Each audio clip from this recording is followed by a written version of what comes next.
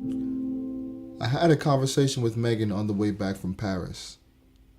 I asked her, "What's your perception of me?" She started by saying that I'm very disciplined, well-dressed, and a great listener. She then said that I can come off as too serious. You can crack jokes, but your posture is guarded, and your resting face is pretty intense.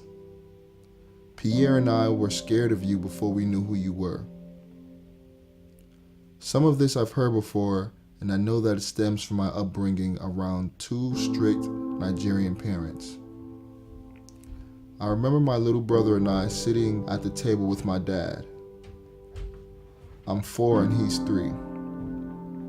My dad takes 2 sheets of blank paper, divides them into grids. Then he writes a math problem in each box and gives one to each of us to finish.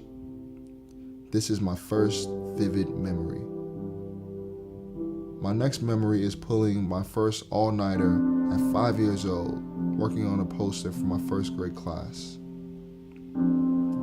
We couldn't watch TV during the weekdays, and bedtime was at 9 p.m. sharp. My grades were always stellar. They had to be.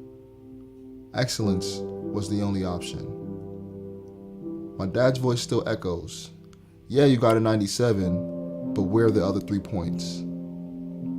I graduated as valedictorian of my elementary school. By the time I was 10, I did any chore you could possibly think of.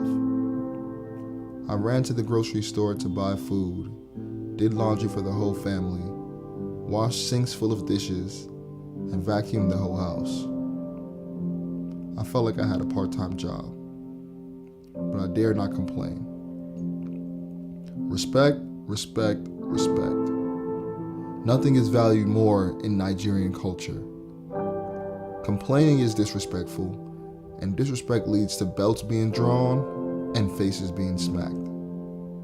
Or even worse, kneeling down with your hands up for 45 minutes.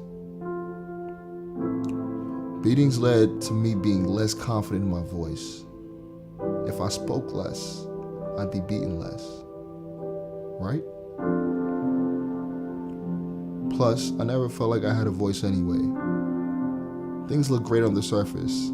I was still making A's in my classes and had as much of a social life as my parents would let me. I rebelled a bit, but never overdid it. But a lot of those thoughts and emotions I had and wanted to say weren't welcome outside. So I bottled them and kept them inside.